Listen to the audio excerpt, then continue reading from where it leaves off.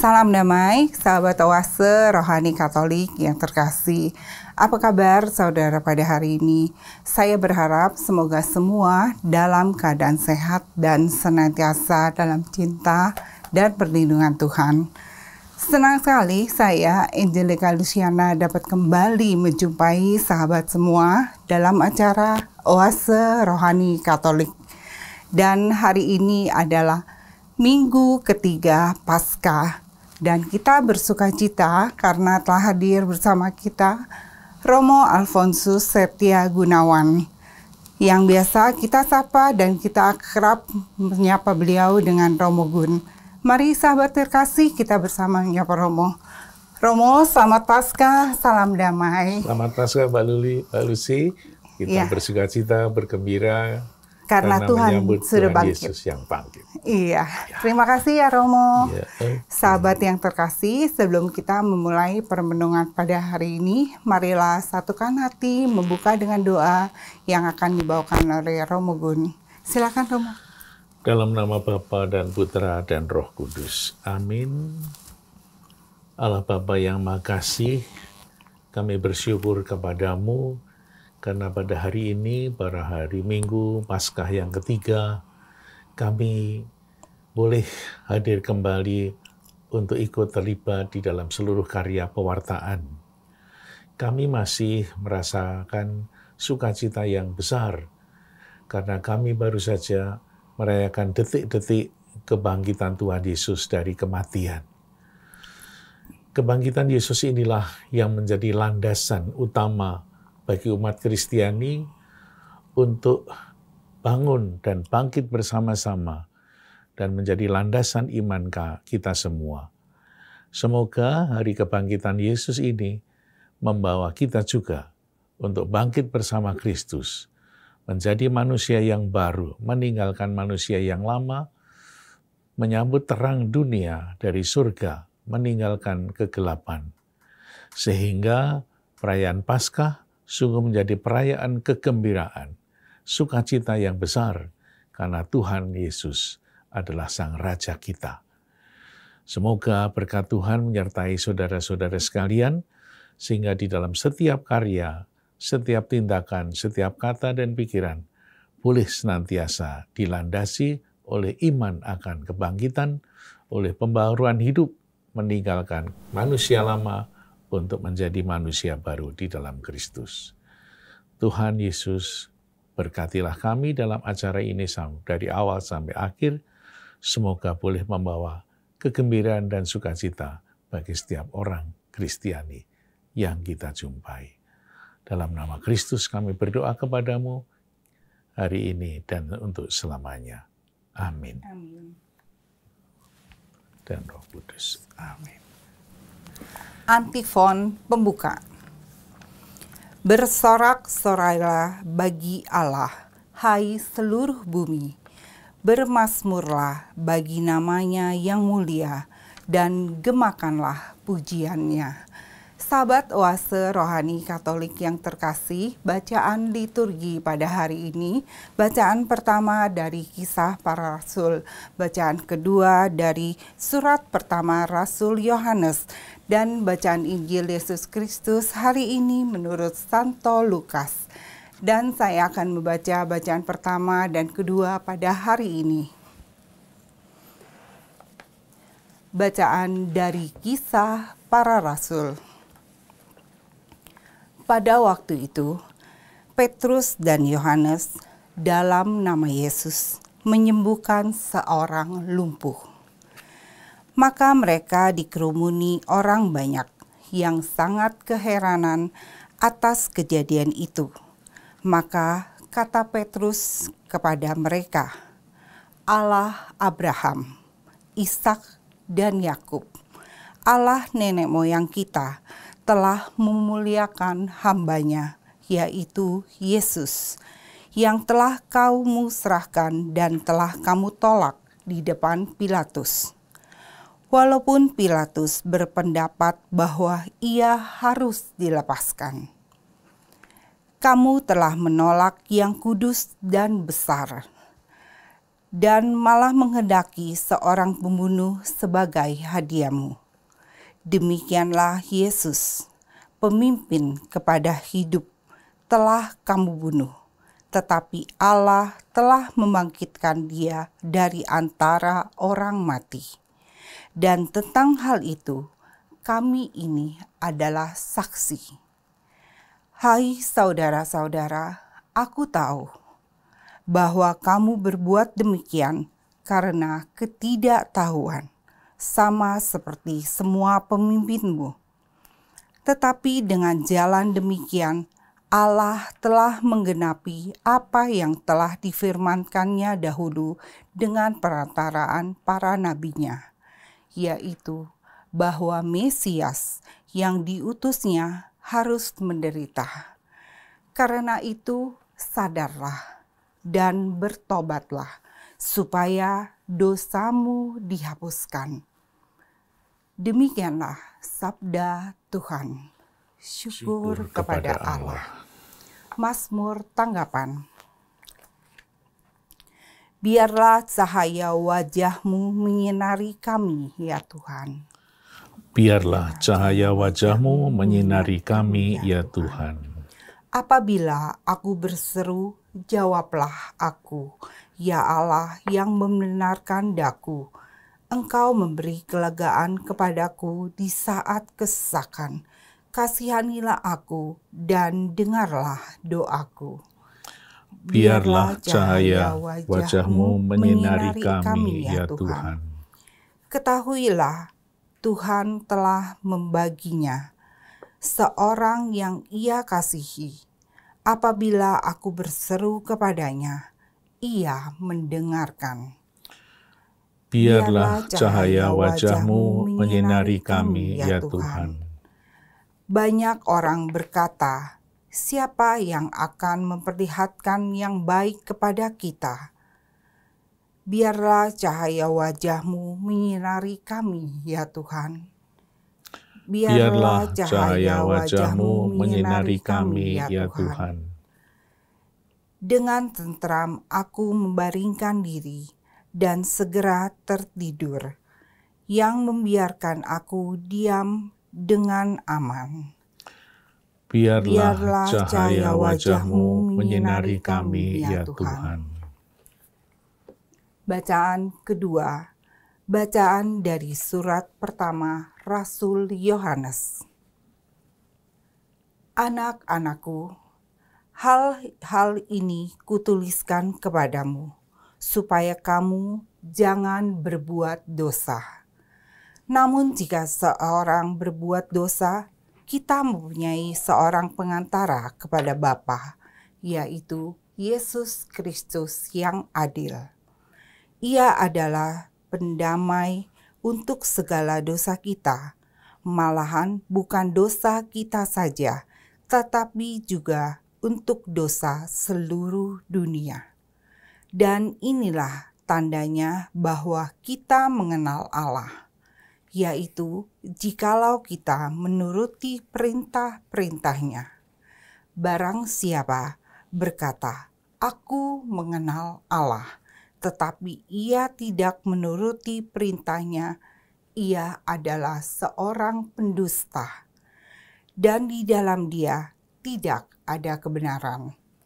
Tetapi barang siapa menuruti firman Allah, di dalam orang itu kasih Allah sungguh sempurna.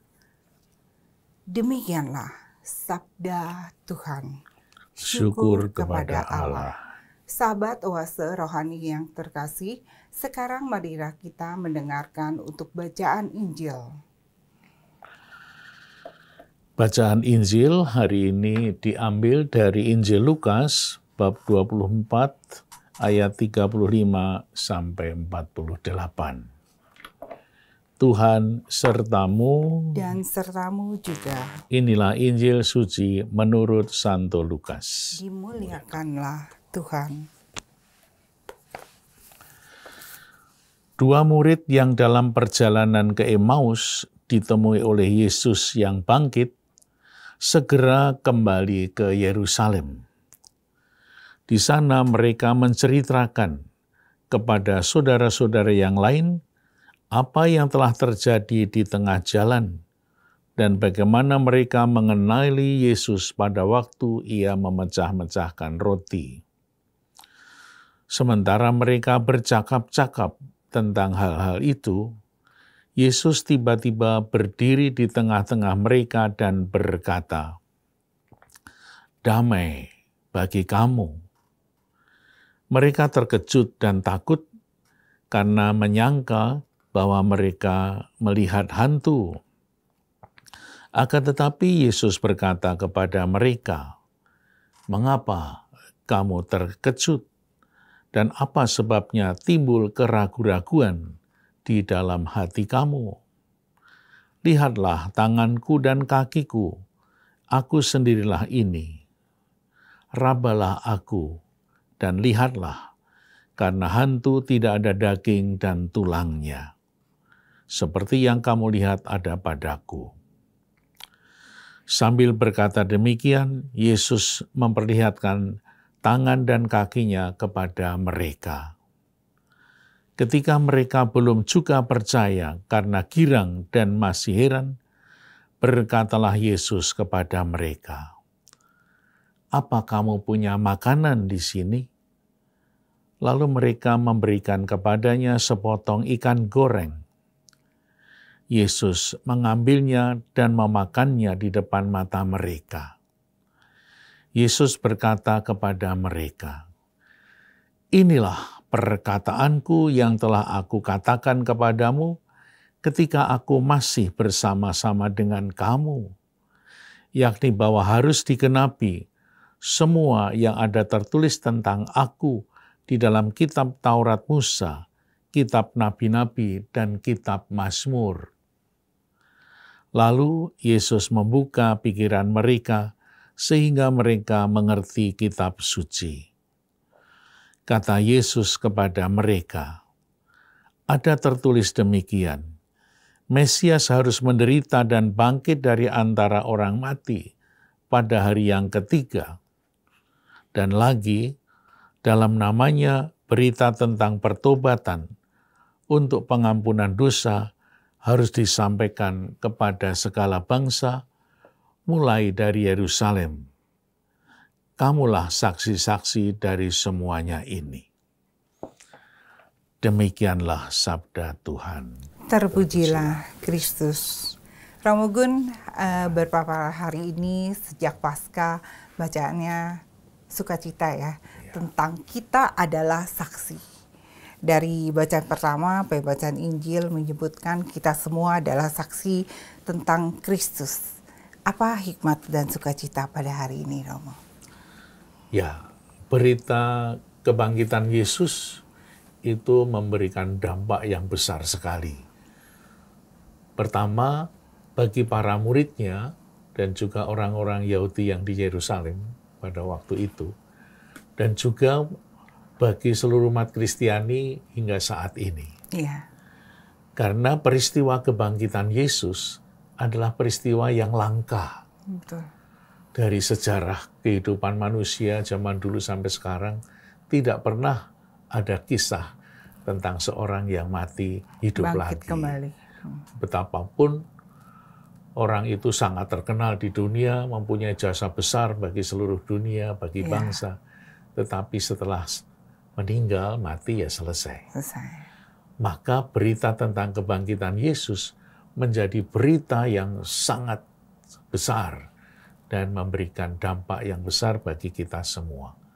Kita melihat dari tadi dalam bacaan pertama dan juga bacaan Injil serta bacaan dari surat Yohanes, kita melihat bagaimana penampakan Yesus yang telah bangkit itu memberikan sebuah perubahan besar dari cara hidup, cara bertindak, cara berpikir, cara berbicara. Misalnya di dalam bacaan Injil, ketika Yesus menampakkan diri kepada dua orang muridnya yang pergi ke Emmaus, meninggalkan kota Yerusalem, itu sebuah gambaran apa? Gambaran putus asa, gambaran kesedihan, Iya, kecewa. kecewa. Karena pimpinannya udah seolah-olah tidak ada ya Romo Iya, ya. terus kadang-kadang mungkin mereka bertengkar ceritanya ke Ya, Emmaus itu. ya, Tetapi semuanya itu berubah ketika Yesus menampakkan diri di kepada Emmaus. mereka. Lebih-lebih penampakan itu diakhiri kisahnya dengan perayaan Ekaristi. Yesus memecah-mecahkan roti. Oleh karena itu perayaan Ekaristi menjadi sebuah sakramen sampai sekarang ini di mana Tuhan Yesus hadir di dalamnya dan membuat sukacita bagi semua umat Kristiani dan Betul. seluruh bangsa. Iya, sampai detik ini pun perayaan Ekaristi merupakan suatu kesegaran bagi jiwa dan iman kita ya Romo ya. Pada saat mungkin hari-hari kita jalani terasa berat menghadapi kerjaan dan keluarga dan sebagainya.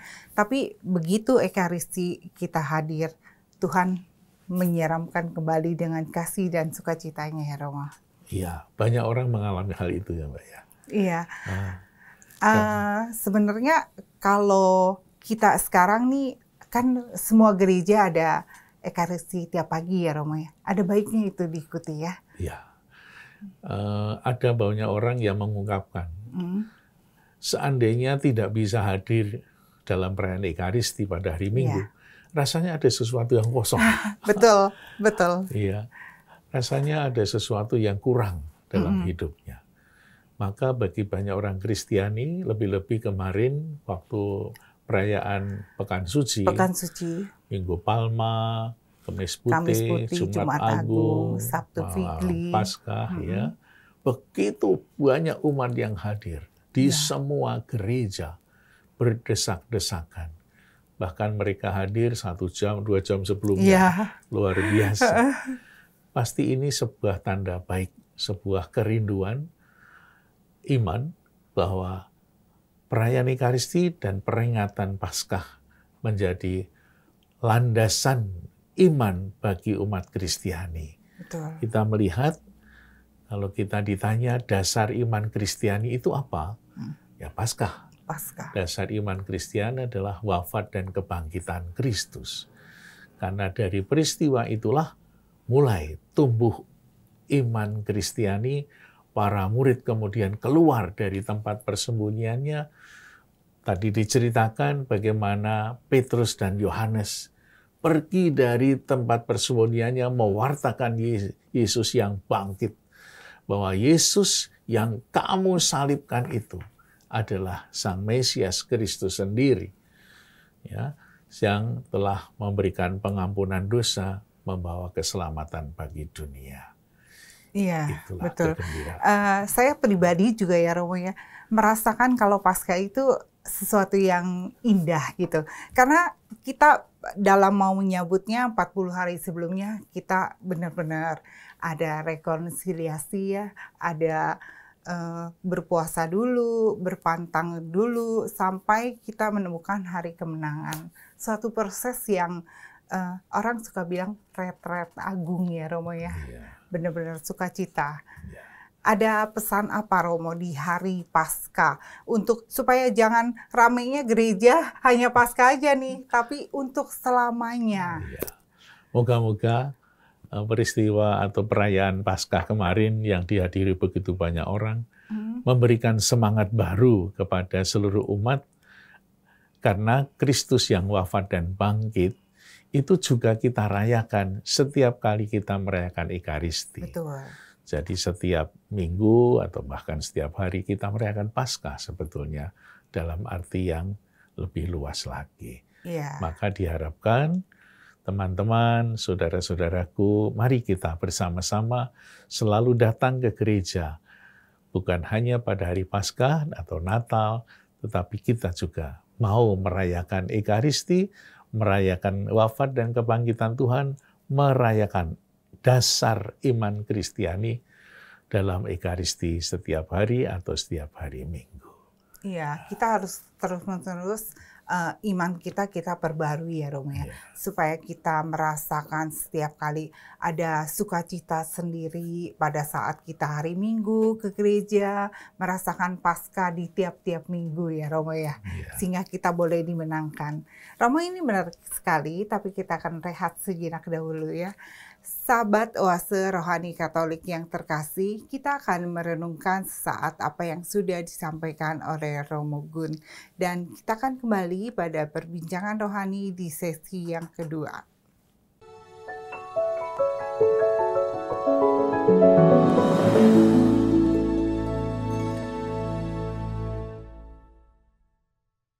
Sahabat Oase Rohani Katolik yang terkasih, salam damai.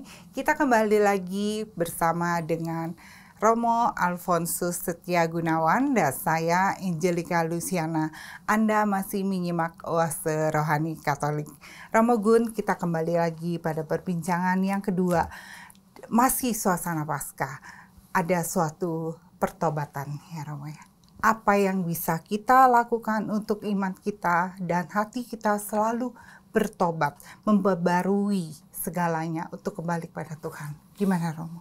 Ya, kita bersumber pada kitab suci tadi, dari ketiga-tiganya, tiga bacaan tadi, mengajak kita semua untuk menjadi manusia baru, percaya kepada Kristus, Sang Juru Selamat kita yang telah bangkit. Misalnya saja ketika dua orang yang pergi ke Emmaus dari Yerusalem. Injil Lukas itu menjelaskan tentang kota Yerusalem. Menjadi penting di dalam Injil Lukas karena apa? Yerusalem menjadi tujuan akhir dari Injil Lukas. Yerusalem yang mungkin menjadi simbol dari Yerusalem baru. Maka dua orang murid tadi, Kleofas dan temannya yang tidak disebut namanya, mungkin kita ya yang salah satu. Tuhan mau kita yang ada di situ ya. Ya, jadi dalam kitab suci seringkali kita melihat ada nama yang disebutkan dan ada yang tidak. Kemungkinan atau memberikan peluang kepada kita, jangan-jangan kita, saya dan Anda.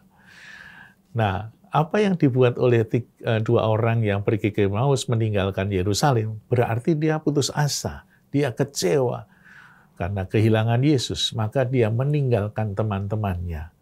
Artinya masuk di dalam kegelapan karena meninggalkan kota Yerusalem. Tetapi ketika Yesus menampakkan diri, mereka kembali ke Yerusalem, berkumpul dengan teman-temannya, karena Yerusalem menjadi tempat di mana Yesus wafat dan bangkit di sana. Sehingga di sana ada sebuah ungkapan pertobatan. Pertobatan itu apa? Dia meninggalkan jalan yang salah, lalu kembali ke Yerusalem untuk bertobat dan berkumpul kembali mewartakan Injil. Maka suasana yang digambarkan oleh Lukas tadi sangat berbeda. Mereka berkobar-kobar, mereka menceritakan pengalaman imannya ketika bertemu dengan Yesus. Dia bercerita dengan teman-temannya, penuh dengan semangat luar biasa. Itu juga tergambar dari kisah atau kisah para rasul tadi, Petrus dan Yohanes. Petrus yang tadinya, kalau kita melihat ke belakang, pernah menyangkal Yesus sampai 3 kali, pernah takut, pernah putus asa. Tetapi ketika mereka menyaksikan dan bertemu dengan Yesus yang menampakkan diri, mereka tanpa takut ya pergi kemana-mana. Dari Yerusalem, tempat Yesus bangkit, mereka mewartakan kepada orang-orang Yahudi, dan mereka dianugerahi berkat dan juga anugerah apa? Menyembuhkan orang sakit. Luar biasa. Maka apa yang dialami dalam kegembiraan kebangkitan diwartakan dengan sebuah perbuatan nyata, yakni orang-orang yang sakit disembuhkan. Inilah sebuah warta sukacita. Perubahan yang terjadi dari sedih menjadi gembira, dari kecewa menjadi kemudian puas, dari nangis menjadi ketawa dan sukacita. Inilah bentuk dari peristiwa Paskah dan keyakinan akan kebangkitan Yesus. Iya, semoga pada hari ini kita pun yang mendengarkan masih dengan suasana Paskah, sukacita Paskah, semangat Paskah. Terus-menerus kita membawa kabar ini di dalam kehidupan kita kepada setiap orang ya Romo ya. Supaya mereka pun merasakan Tuhan begitu menyapa mereka. Bukan hanya pada Natal dan Paskah, tapi setiap hari ya Romo ya. Nah, kita semua tadi diungkapkan di dalam surat Yohanes bahwa pertobatan itulah yang menjadi ungkapan iman kita. Betul. Bagaimana kita mau bertobat dan menjadi manusia baru? Kalau kita mengawali perayaan Ekaristi, biasanya kita berdoa tobat. Saya mengaku karena saya berdosa dengan pikiran, perkataan, perbuatan, dan kelalaian. Nah, maka kalau kita percaya kepada Yesus yang bangkit, yang menjadi cahaya cemerlang, menghalau kegelapan dosa, maka kita mau sekurang-kurangnya merubah 4 yang kita rasakan sebagai dosa. Dengan kebangkitan Yesus, kita semua tidak usah berteori tentang apa-apa, tapi kita mencoba supaya perbuatan kita ini diperbaharui. Misalnya saja, kita berdosa dengan pikiran. Nah, pikiran kita ini dengan kebangkitan Yesus, kita jernihkan supaya kita berpikir dengan baik, berpikir positif terhadap orang lain, yang biasanya berpikir negatif tentang teman, tentang orang lain. Mari kita mencoba seperti Yesus, selalu punya pikiran yang positif. Meskipun yang dihadapi ini orang-orang berdosa, kita banyak cerita tentang orang berdosa, anak yang hilang, Zakheus, wanita yang kedapatan ketangkap basah. Tapi Yesus melihat bahwa di balik dari semua dosa yang berat, yang besar itu, masih ada secercah lilin yang bernyala, yang bisa ditiup, disiram dengan bensin misalnya saja, sehingga api yang kecil itu bisa menyelamatkan, menerangi menjadi terang baginya. Maka itu juga yang harus kita lakukan ketika kita merayakan kebangkitan Tuhan. Pikiran kita terhadap teman-teman, terhadap orang lain harus positif seperti Tuhan Yesus. Itu pikiran kita. Iya. Pikiran dengan perkataan. Perkataan kita itu juga kadang-kadang kalau kita masuk dalam kegelapan, kadang-kadang keras, ya, mudah marah.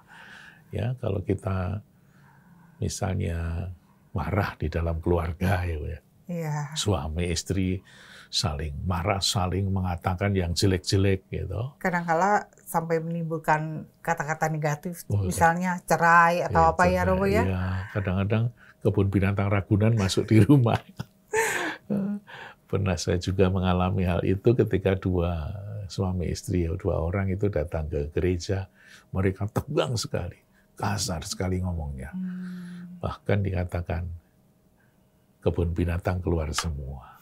Nah, perkataan-perkataan itu bukan membuat kita menjadi sukacita. Maka kata-kata yang tidak baik itu dengan kebangkitan Yesus kita rubah. Supaya kata-katanya menjadi kata-kata yang lembut, kata-kata yang membahagiakan, kata-kata yang memberikan harapan, yang kata-kata yang berkat, kesejukan hati, dan lain sebagainya. Betul. Karena apa? Yesus hadir di dalam hati kita. Perkataan-perkataan itu menjadi penting. Nah, lalu perbuatan. Ya, perbuatan-perbuatan kita dengan kebangkitan Yesus diharapkan menjadi baru perbuatan kita. Ya, perbuatan yang mendatangkan kebajikan. Ya, perbuatan kita yang mendatangkan kebajikan seperti tadi Petrus dan Yohanes mendatangkan kebajikan, itu tindakan nyata. Betul. Ya, seperti juga para murid tindakannya kembali dengan penuh semangat. Ya, maka tindakan kita juga harus terwujud di dalam sebuah perbuatan yang nyata. Itulah kebangkitan Tuhan. Memberikan suasana yang positif, memberikan suasana yang sejuk ketika bertemu dengan teman, tidak usah mudah tersinggung. Ya, kata orang, Kalau orang itu masih mudah tersinggung, itu tanda bahwa dia belum dewasa. Iya, betul. Kalau orang itu tidak mudah tersinggung, bukan dablek ya, tetapi bahwa dia sudah percaya diri. Iya, benar. Ya, saya percaya diri, apapun yang terjadi, saya yakin. Yang keempat, itu adalah dosa kelalaian. Agak sulit kadang-kadang menjelaskan kelalaian. Benar. Kelalaian itu bukan lupa, ya, bukan kelupaan. Kelalaian itu menyangkut sebuah tanggung jawab. Maka kalau kita lalai berarti kita tidak bertanggung jawab. Bukan sifat juga ya sebenarnya. Iya, tapi memang kita diingatkan akan tugas dan tanggung jawab kita sebagai umat Kristiani. Iya. Misalnya Mbak Lucy sebagai pengurus gereja dalam Dewan Paroki, pengurus wilayah, lingkungan, seksi, dan juga menjadi bapak keluarga, ibu keluarga, anak-anak yang masih sekolah. Anda semua diberi tanggung jawab untuk melaksanakan tugas yang diberikan kepada Anda, bertanggung jawab kepada Tuhan. Maka orang yang lalai artinya orang tidak bertanggung jawab. Sudah digariskan, inilah tugas-tugasmu sebagai pengurus gereja. Tapi kalau tidak dilaksanakan dengan baik, itu berarti lalai. Dosa kelalaian. Sebagai suami istri, tugasnya apa? Sebagai suami, bertanggung jawab atas keluarga. Membawa kasih, membawa cinta yang sejati dari Kristus. Seorang ibu juga bertanggung jawab, dan lain-lainnya. Iya. Oleh karena itu, dosa kelalaian adalah dosa yang tidak bertanggung jawab. Iya. Dengan kebangkitan Kristus, marilah kita rubah semuanya itu seperti himbauan dari Yohanes di dalam suratnya. Kalau kamu mengatakan bahwa Yesus tidak bangkit, maka kamu sebagai pendusta. Karena kita percaya pada Yesus yang bangkit, maka kita mau menjadikan hidup ini lebih berarti bagi Tuhan, bagi sesama. Iya. Itulah hari Paskah. Wujud nyata adalah berbuat kasih ya Romo ya. Kasih Allah ada di dalam hati dan pribadi kita.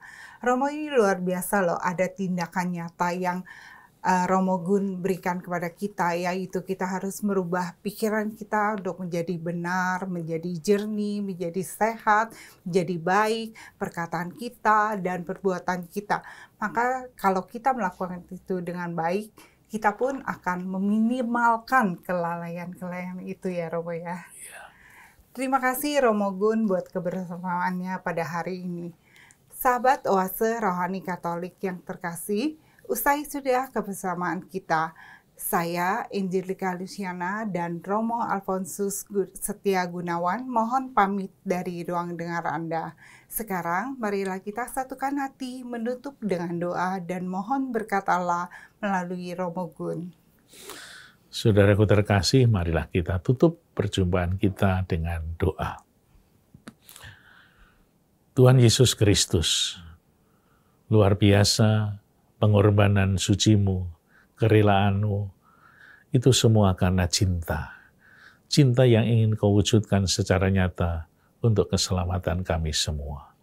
Semoga kami yang sudah mendapatkan taburan cinta, sapaan kasih yang sempurna, dan keselamatan yang kau perjuangkan sampai mati, menggugah hati kami semua untuk juga membawa kasih-Mu kepada sesama kami, kepada keluarga-keluarga kami, kepada gereja dan masyarakat, agar semakin banyak orang mengenal kasih-Mu. Dan kasih itu adalah Engkau sendiri. Semoga Engkau berkenan dalam Roh-Mu yang kudus hadir di dalam setiap pribadi manusia, setiap aktivitas baik dalam gereja maupun masyarakat, sehingga semakin banyak orang mencintai satu sama lain, semakin banyak orang mengenal Engkau dengan baik dan membawa kasih-Mu kepada sesama.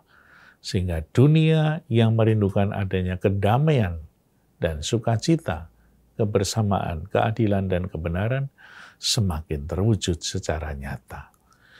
Perjuangan ini tidak mudah, maka kami senantiasa mohon berkat-Mu ya Tuhan, semoga seluruh cita-cita dan keinginan kami nanti boleh terwujud atas berkat dan tuntunan-Mu, atas kasih-Mu yang senantiasa hadir dalam diri kami semua. Oleh karena itu, kami mohon berkat-Mu ya Tuhan, untuk perjalanan aktivitas kami selanjutnya, di dalam nama Kristus, Tuhan kami. Tuhan serta-Mu, dan serta-Mu juga. Semoga kita senantiasa diberkati oleh Allah yang Maha Kuasa, dalam nama Bapa dan Putra dan Roh Kudus. Amin. Amin. Haleluya. Haleluya. Semoga kita semua dapat menjadi garam dan terang kasih Tuhan bagi sesama.